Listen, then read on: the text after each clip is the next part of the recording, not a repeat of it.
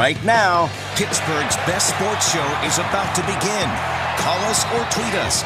We've got things to talk about on the Nightly Sports Call. All right, Ken, thanks very much. Good evening, everyone, and welcome to a Monday night edition of the Allegheny Health Network Nightly Sports Call, where you make the call at 412-575-2600 on the Borders and Borders hotline. Give us a shout, and we will take your calls. You can also tweet at KD Pomp, at Ron Cook PG. And there was a football game yesterday, which we will delve into. But we'll begin with developments today, because it's rare that Ben Roethlisberger, Cam Hayward, and Alejandro Villanueva all come up to the microphone in a press conference setting, but they felt obligated to do so after what happened yesterday in Chicago. The league, as you know, and I won't bore you with details, everyone had a protest of some sort. There were different kinds of protests. The Steelers chose to try to be unified in the tunnel, not come out and try to basically take themselves out of play. It didn't work that way. In fact, it went opposite. The perception changed. And I don't think the message they wanted to deliver was delivered. So, as a result of that and some confusion in the tunnel, which was explained today by Villanueva and Roethlisberger specifically, Villanueva was out there by himself. And he apologized for that today. He said he threw his teammates under the bus unintentionally. Let's bring in Ron Cook of the Pittsburgh Post-Gazette and 93.7 The Fan, the Cook and Pony Show. You were in Chicago. You saw it all play out. Just got back. I mean, I don't know what to believe anymore. I do believe, however, there was disconnect under there, and somehow Alejandro Villanueva got ahead of the pack, and they were back. It blew up in their face, Bob. There's no question. It made it look like the other players were sending Al out to dry. They're not supporting him, and I don't believe that was the case. I talked to Ben tonight about it. He said basically what he said at the press conference today. There was some sort of mix-up, that he got ahead of him. Villanueva said the same thing. Made him look bad. I think they're trying to put the best possible face on it, and that's fine. I don't think it's an issue in the locker room. I talked to Ramon Foster yesterday, and he told me point blank that Al had the right to do whatever he wanted, and they even decided that before they decided what they were going to do as a team. I don't think anyone holds it against Villanueva that he was out in front of everybody. I know Al feels bad that he was. I don't think it's a big deal for the team going forward.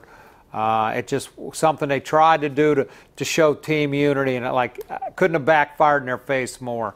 I was just surprised that he came out and voluntarily apologized today, given the fact that yesterday Hubbard of their offensive line said, hey, we gave Alejandro Villanueva a pass here. That's what Ramon Foster told me, too. Okay, well, if that's the case, then why is he apologizing? Well, because I think he feels that, people are criticizing Roethlisberger, Hayward, the rest of the team. Like, how could you leave your war hero out there alone? You should have been out there with him.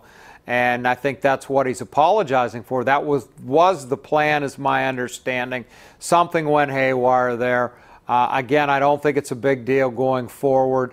They got to play better football than they did yesterday. That's the big issue now.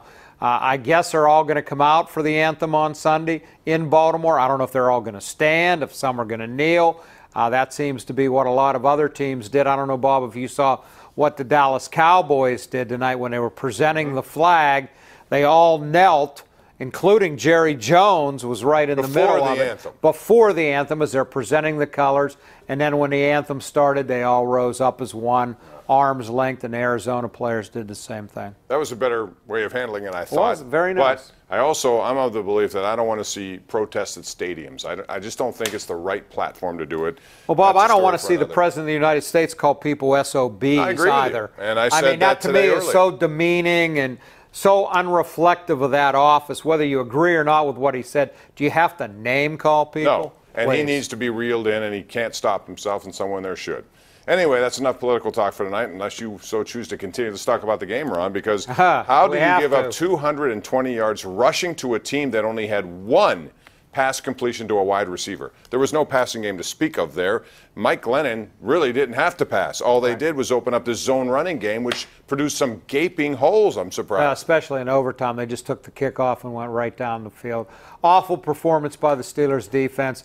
I know you can rip the offense too. It only scored 2 touchdowns again for the 3rd consecutive game. They got to do better. But the defense didn't show up yesterday either. We were talking about how some people would say it might be the best defense in the league. It sure didn't look that way yesterday. How many missed tackles did they have? They talked about being in the wrong gaps. just a horrible performance all the way around. And those are the kind of games when Eli Rogers fumbles on the 4th play of the game on a punt.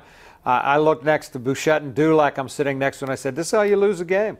And that's how you do it, with those kind of mistakes. Yep. Ben took forever to get rid of the one ball. It ended up with a strip sack.